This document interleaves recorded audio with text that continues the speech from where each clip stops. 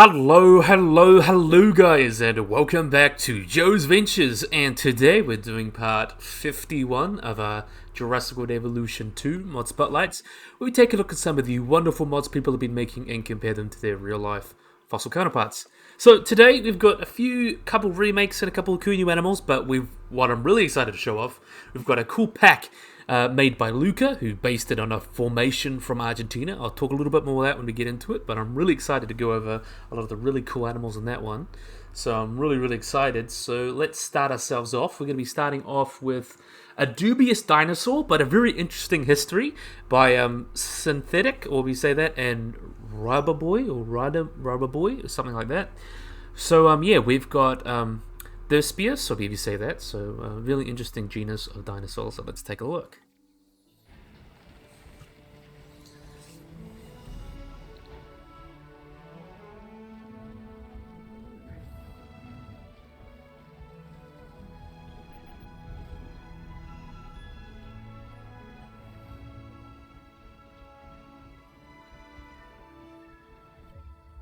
So here is our wonderful guy here. Let's take a look at you. Look at these beauties. It's actually a pretty nice model. Quite like that. So it's called Thespesius, which means the wonderful one. These guys are a dubious genus, and I'll get into the history of these guys.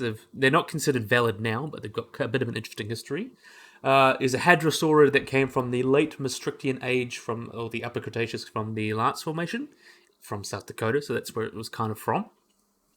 So it was first described in 1855. It was geologist Ferdinand Velociosaurus Hayden and a number of fossils sent a bunch of fossils to paleontologist Joseph Liddy in Philadelphia, who had collected them from Nebraska, what is today South Dakota.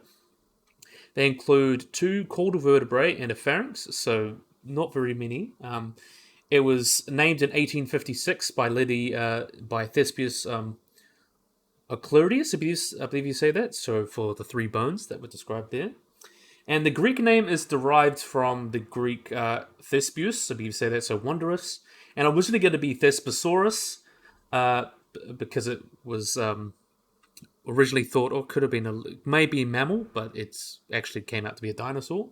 So its name was Thespesius ossicularis, or oculatus, if you say that, and that was because it was thought to be a mammal, and then its name means western in Latin, so it's the western wondrous lizard. It's pretty much, you could say, and quite cool. Well, wondrous one, not wondrous lizard, and it was from a couple vertebrae and a couple toe bones and things like that.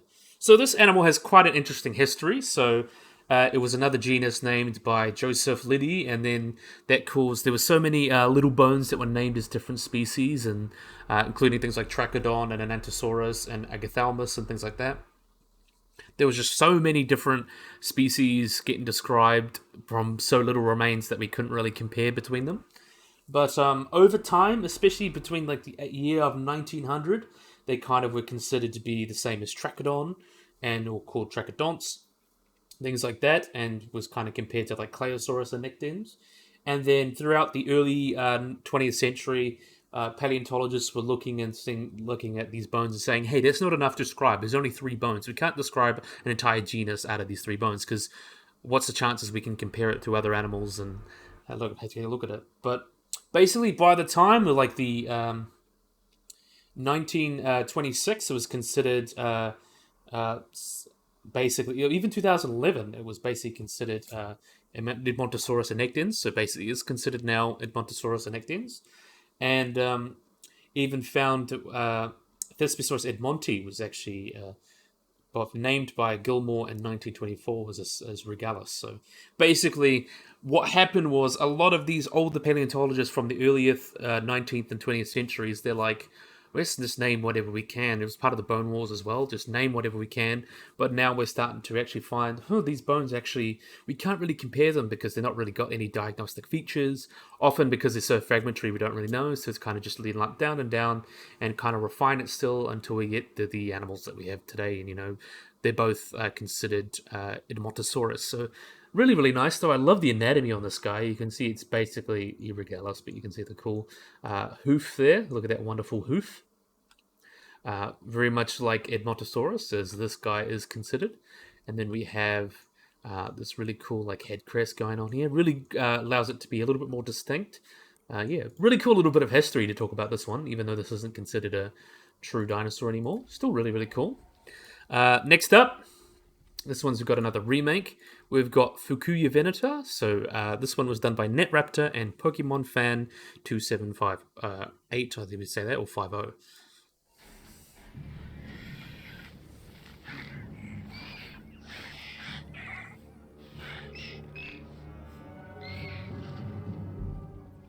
So we're going to the taxonomy of these guys. Quite interesting. So Fukivenita, which means the hunter of the Fuki preference or province.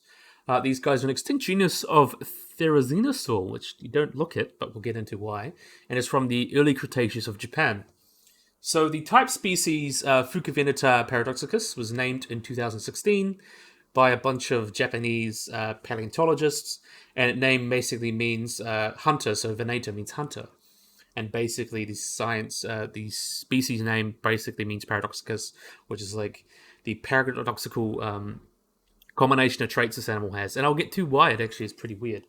So it was found itself in the August of 2007 in the Kiltadani Formation, which is about the Birmanian to Aptian in age, with radiometric dating showing that this date was about 127 to 115 million years ago. And the holotype is actually pretty complete. It's a partial skeleton with a skull. It is currently the most complete non-avian dinosaur found in Japan. And its remains include about 160 or so bones, which are found in articulation and recovered from an area by 50 by 50 centimeters. So, in terms of its description, its estimated size is about 245 centimeters long, or about 2.4 meters, or 2.5 meters, you could say, and an estimated weight of about 25 kilograms, and had quite a few distinctive traits, including its like different teeth, and unserrated teeth in the maxilla, and had quite long neck vertebrae, and I'll get into why that is a little weird. So the anatomy of these, the traits of these guys, have quite interesting basal and derived traits, or sometimes called primitive or advanced traits, between them. So it was really hard to find out where they fit. They were originally, because they are Coelurosaurs, that includes basically Therizinosaurs, Tyrannosaurs, Ornithomimids, and obviously your Menorrapterans, which is quite interesting. So, a phylogenetic analysis performed by the research team described Fukivenita as basically a basal member of the Menorraptor forms. So it was an unresolved position. So it was suggested to be equally close to Ornithomimosaurs, Menorrapterans, and Ornitholestes. So we really didn't know. But several similarities to Dromaeosaurs have been considered to be basically convergent evolution. And the most recent study that's been proposed to these guys actually just showed it to be actually a pretty basal Therizinosaur, which does make a little bit of sense with a lot of its traits. And basically really early relative, leading on to animals such as Valkyrus, and then eventually up to animals such as Therizinosaurus that we all know and love. Really, really cool. So, because of its long neck, as you can see there, and its heterodont unserrated teeth, it's believed that these guys were no longer pure carnivores and were just starting that transition into becoming more herbivorous. So they would have likely had an herbivorous or omnivorous diet. Omnivorous is probably a little bit more likely, but they were starting to transition from being much more raptor or troododont-like in kind of their body plan, and then starting to evolve to become a little bit more like herbivorous and on their way to becoming the more familiar Therizinosaurs that we have to us. But yeah, really, really cool model. It's nice to see the update. Covered in feathers as well. I kind of wish the feathers extended to the shoulder as well, but we can see how wonderful that looks. Seems to be a thing they often like to don't cover the feathers and things like that. But really, really awesome. Nice head, long legs, and also that feathers on the tail. Looks really, really nice. Definitely nice to see this guy back. Really, really cool. So I'm going to let him run off do her thing, of course. Next up, I've got a remaster. This one was done by Hans Wachtry, I believe you say that, and we have got his Diplodocus.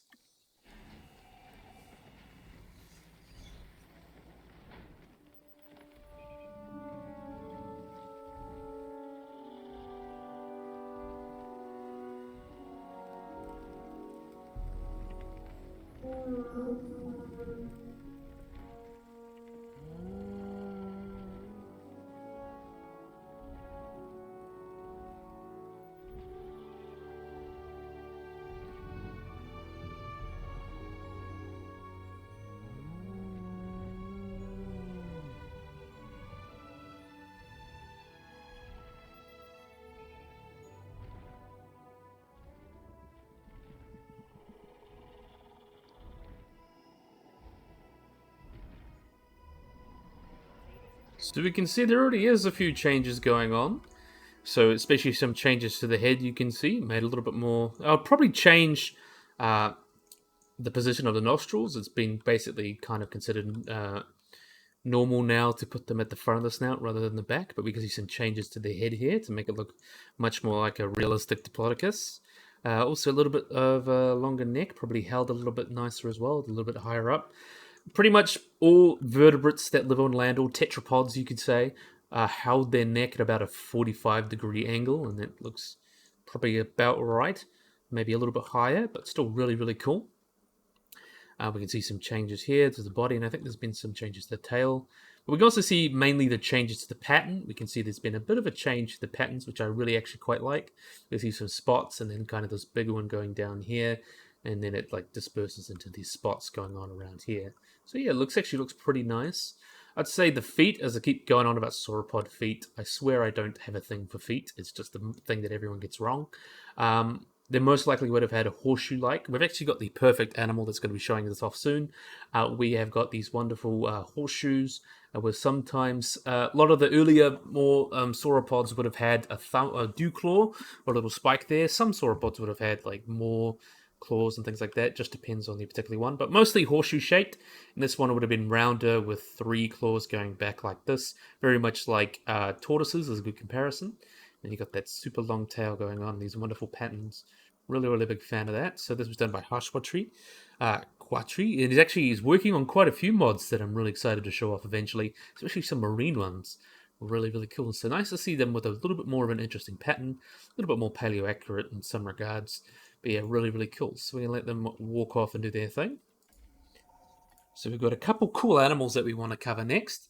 So we're going to be starting off with our first animal from the pack. So let me explain where this pack is set. So the pack also comes with its own formation where all these animals will come from. So let me start with the first animal, and then we'll go on and talk about the formation, because there's not much information on this animal here. We've got Mahundicasta, which we'll talk about, or Cursor, I believe you say that. So let's have a wonderful look at these guys.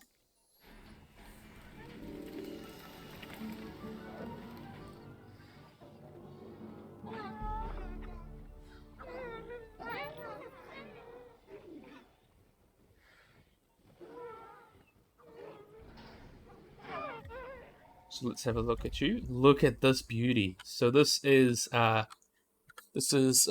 Mahundicasta, which means mountain runner, with Mahunda meaning mountain and Manjaguan, I believe you say that, so kind of a more indigenous language of Argentina. Don't quote me on that. I'm going to butcher a lot of these because I don't speak any language other than English pretty much. But I'm probably going to butcher quite a few of them. But these guys are quite an interesting genus of basal ornithopod dinosaurs. Like, looks very similar to like Thespesius, Thespesius and Dryosaurus and things like that.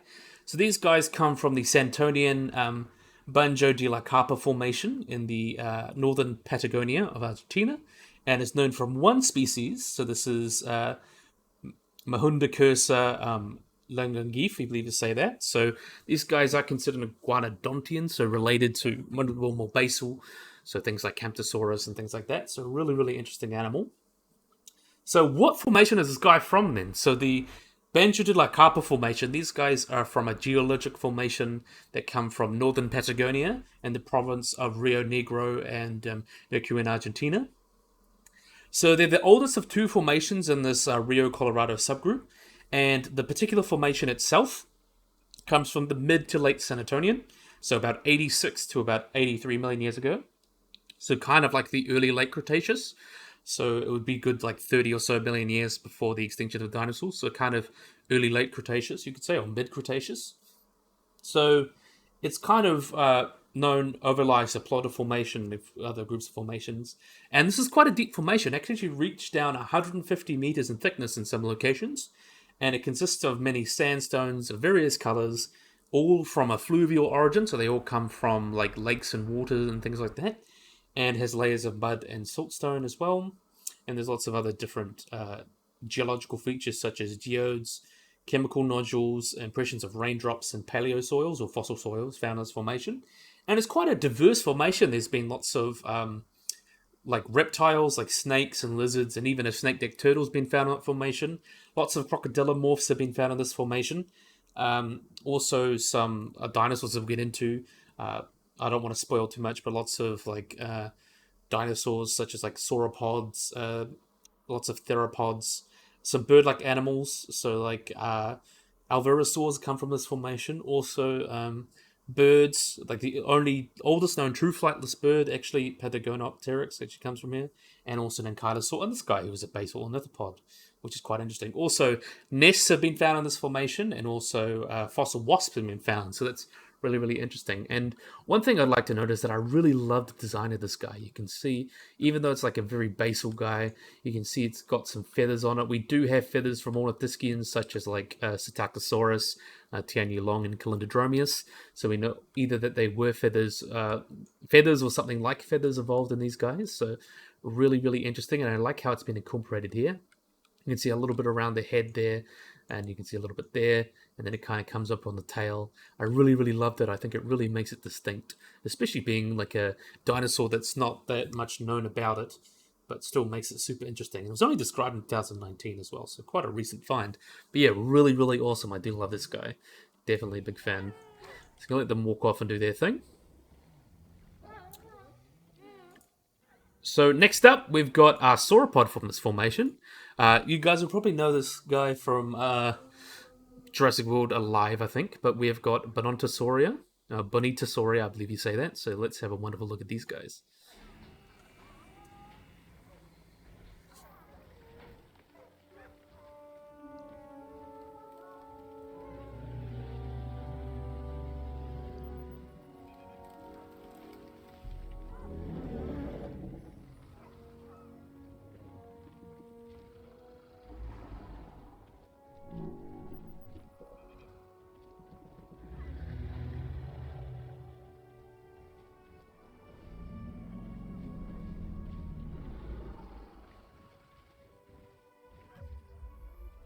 So let's have a look at these guys. Let's have a look at the brown one in the back there. We got a really good look at this guy, unobstructed. So let's have a wonderful look.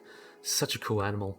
So this is Bonitasoria. These guys are a titanosaur. As I mentioned, they come from the Banjo de la Carpa formation, as I mentioned.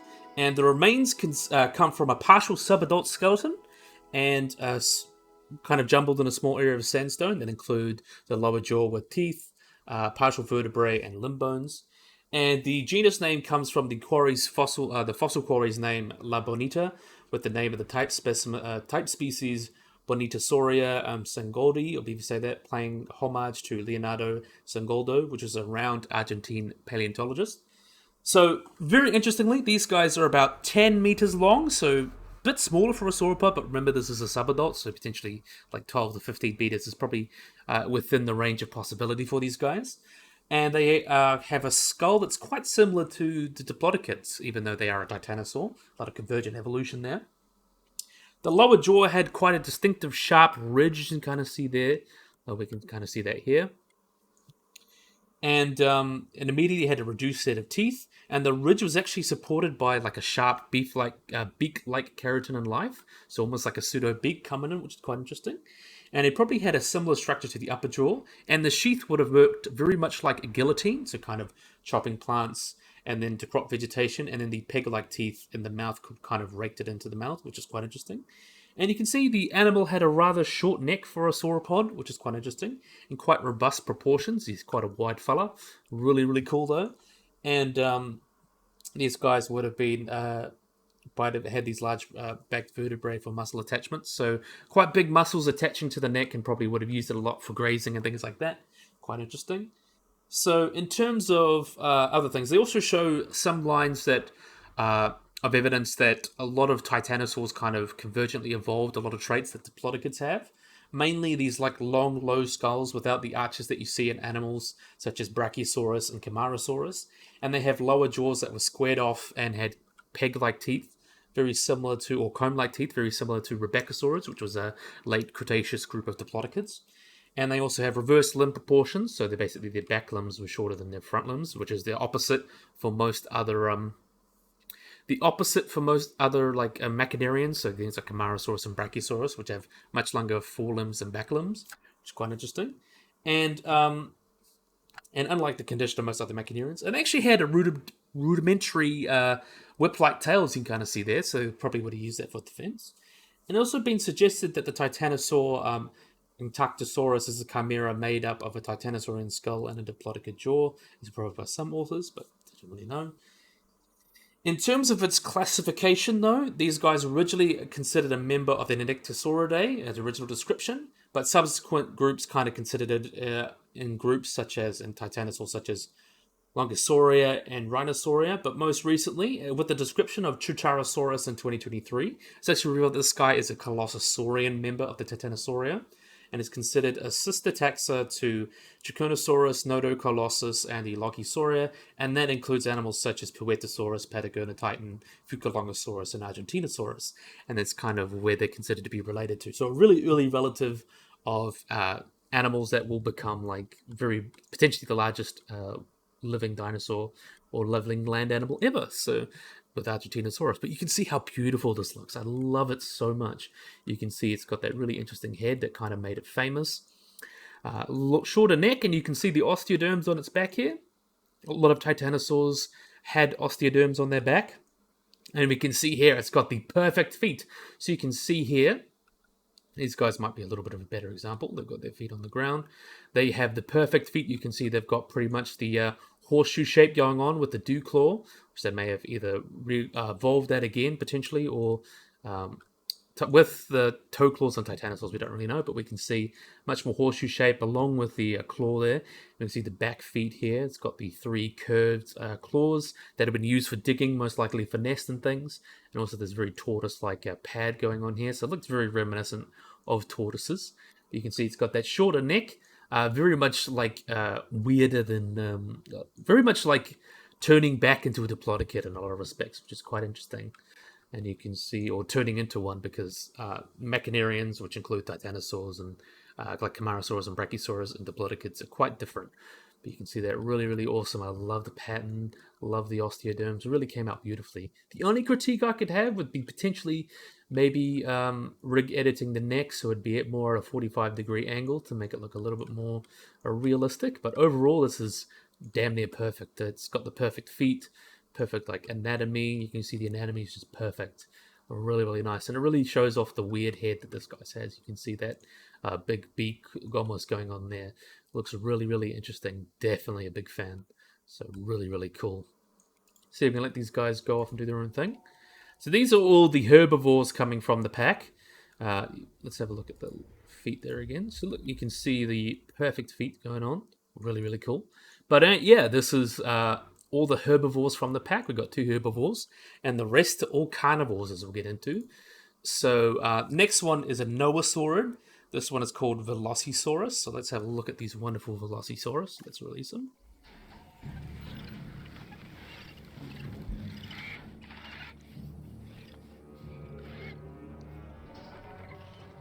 So these guys, Velociosaurus is a Noasaurid, so very similar to things like Menorrapteran and animals like that, Edaphosaurus or things like that. Let's see if we can get a zoom out. There we are. Look at this wonderful guy. I think you might be better. Look. Oh no, we'll stick with you. You're out in the corner, so we can get a good look at you. So really awesome animal here. So Velociosaurus was probably about 1.5 meters long, or about 4 foot, or almost 5 feet long, based on a tibia that had a length of about 14 centimeters. And it's actually the smallest Noasaurid after Bonitasoria, which is quite interesting. And its foot is quite unique because the middle toe has become the main weight-bearing toe, and the other 2 have kind of thickened and also kind of thinned out, which is quite interesting. So basically, it would have been walking on that middle toe. And such configuration has actually been unknown for other theropods, including birds. So it's really weird. And it seems that this may have been an adaptation for cursorial running, cursorial, which means running lifestyle. So they would have been able to run quite fast and for quite long distances. So they would have been necessary to escape larger theropods. And it's also been suggested that these guys were omnivore, and indicated by the kind of single toe claw or single claw found, which was on the 4th toe, was not was relatively straight, but not really had a claw thing going on. So it's really interesting. So these guys are also characterized with several traits that actually are known in other Abelisaurids. So they have like a really long femur, which is quite weird. It actually looks more like Stegosaurus and like one of the mimids, things like that, which is quite interesting.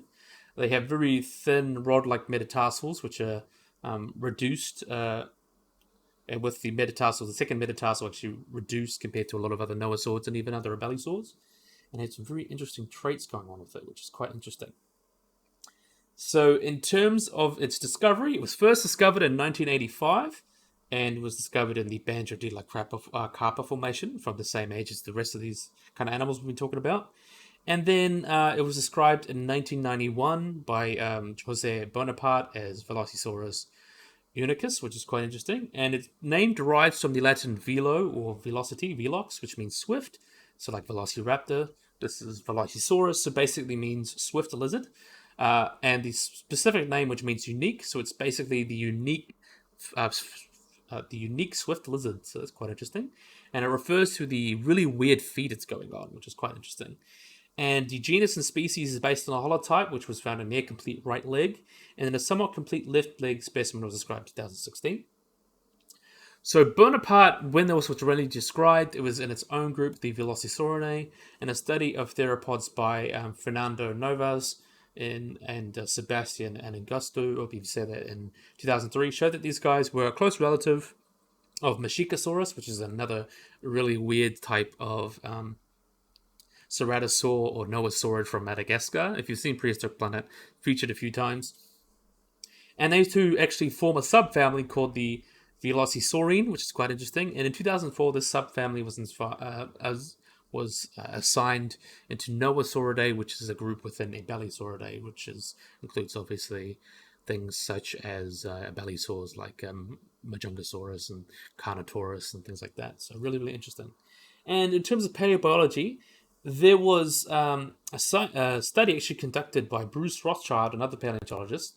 They took all these foot bones and were referred to Velociosaurus and kind of tried to examine them to see stress fractures, but they couldn't actually find any. So these guys were actually at least these individuals didn't get injured too often.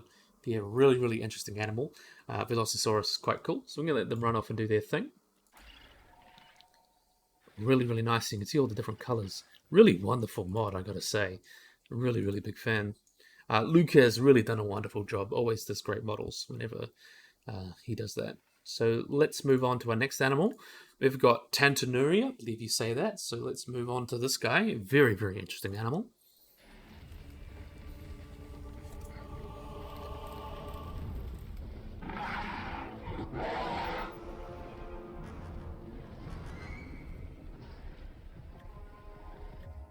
So this guy is a Menorrapteran, which is pretty cool. Not Menorrapteran, Megarapteran.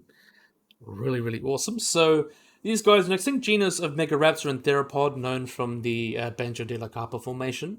And the type species and only species is Tantaurina rosalii, I believe you say that, which was described in March 2018. So the holotype is actually quite well preserved. It's a well preserved partial skeleton that shows several articulated backbone, including dorsal vertebrae. The largest articulated portion of the skeleton is a string of vertebrae with parts of rib fragments and the pubis and ischium as well. It was first discovered in 2006, and it was discovered by Universidad Nacional de Colombia, or Colombia, I believe you say that, technician Diego Rosales, I believe you say that. And shortly thereafter, it was found by UNC paleontologist Joan de Porfif. And Porfif and his colleagues kind of created a report in an abstract in 2008, which kind of thought of it was Carcharodontosaur. But in 2018, it was described as new taxon and it was given the genus name Tantaurina, which is named after the Tantaurine fossil site where it was found. And the scientific name, or the species name, Rosali honors Diego Rosales, which is quite interesting. So, these guys found out they were thought to originally be a Carcharodontosaurid, but now they're considered to be a Megarapteran. They grew up to 8 meters long, and it was closely related to animals such as Megaraptor, Australoveneta, and Musaraptor. And like other Megarapterans, they had large claws and large hands for hunting prey. And it seems these guys may have been one of the youngest Megaloraptorans discovered, which is quite interesting. Obviously, this was kind of before Maip was discovered. And Tantuuria was like the largest bodied carnivorous animal found from this formation, and reinforcing the hypotheses that Megaraptorids were apex predators in South America during the Santonian and the early Campanian, and even into the Maastrichtian, as we know with Maip, and kind of replaced the Carcharodontosaurs as those big predators, which is quite interesting. So in terms of its classification, these guys, Megaraptoran's always been controversial. They were thought to be carnosaurs related to Allosaurus, and then they were considered to be basal tyrannosaurs, part of Coelurosaurs. But now they're kind of generally considered their own group related into Coelurosaurs, which is quite interesting. But Tantuuria would have been an early relative of kind of Megaraptor. These guys, as I mentioned, lived a little later though. So these would have been part of that kind of South American group, I believe, of Megaraptorids that had lived in Maip and things like that, which is quite interesting. And we also know from what vertebrae and stuff we have, especially the dorsal vertebrae, these guys would have had like these interesting like, pits going on, and their pregosipastes, if you ever say that, which is the front vertebrae joint plates, were rectangular, which is quite an interesting adaptation. And in terms of its ilium, or the upper blade of the hip, was actually very hyphenumatized, which means it was filled with air pockets. And it seems to be quite common with Megaraptor, especially like Aerotitan and Musiraptor, which all had, like Aristodon and Mutaraptor, all had kind of these air pockets, and a lot of dinosaurs did have these air pockets, which helped make them lighter, but also helped with breathing as well. And one thing as well, it actually has the fifth sacral neural vertebrae. It's actually twice as long anterior posteriorly, so basically at the front, back, basically. And this condition has been observed in Tyrannosaurus and another unnamed Megarapteran from the Ronado member, which is actually, so this may actually not be a thing basically to distinguish Tantuuria from other dinosaurs, but still quite interesting to see that they had this trait. It's quite interesting. But in terms of its paleoecology, as I mentioned, they would have lived in the Banjo de la Carpa formation, living with all sorts of different cool lizards and all sorts of dinosaurs and crocodilomorphs, which is quite cool. Definitely a big fan. So really, really cool how this guy came out as well. Very, very cool.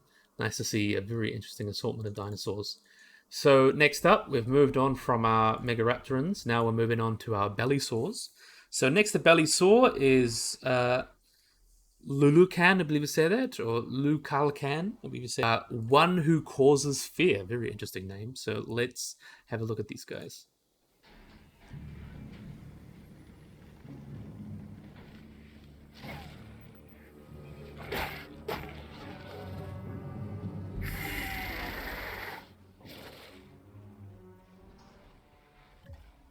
Let's have a look. So we get you at a chilling pose.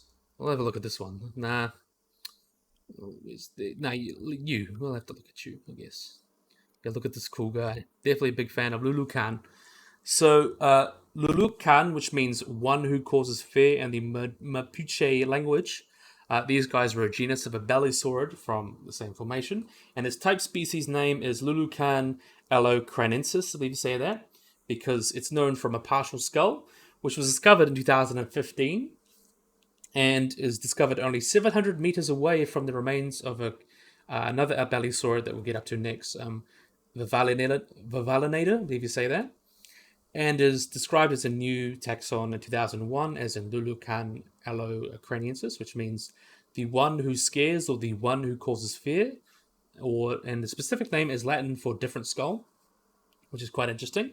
So in terms of its ecology, they're quite similar to Villanovanita, which is except that it had smaller and it had holes in the skull that were thought to be where veins would kind of pass through, and some other minor differences, but it would have been a little bit different. And in terms of its paleoecology, on account of its quite unusual ear, it's actually consistent that these guys may have had a keener sense of hearing than other bellisaurs, almost like that of a crocodile. And this is because they have a small posterior air-filled sinus and the middle air zone, which actually resembles a Rhesus japonicus coldeus, which is not found in other abelisaurs. So it's a very interesting adaptation that seemed only this guy had, which is weird. And in terms of classification, It's quite a derived a Belisaurid, and it's in a clade called Velociosaurus. So basically, you have kind of later animals that go down. You have Brachysauria, which includes some earlier ones, then that includes also as well Scorpiovenata. Then you have Velociosaurus, which includes animals such as Carnotaurus, Lulucan, and Villanovanita, and then you have Abelisaurines, which include like a Catosaurus and a Bellisaurus. So yeah, very interesting animal here, and I really love how it's come out. Really shows off, and we got the proper arms as well. It's not like the Jurassic Park arms, but you can see Bellisaurs are quite famous for their short arms that come back like this. So that's all right. And then you can see all the proper big head going on and the long legs. So it's pretty much perfect for an Abelisaur. Really, really awesome. So let them run off and do their thing. Next up, we have got our last, but certainly not least, we have got Villanovanita, another Abelisaur, which means road hunter.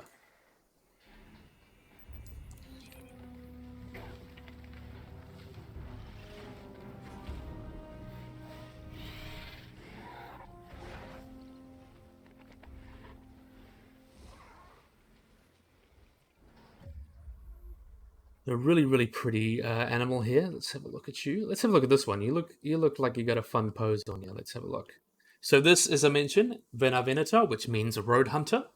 These guys are another genus of a Balisaurid that is found in the Benguela Formation.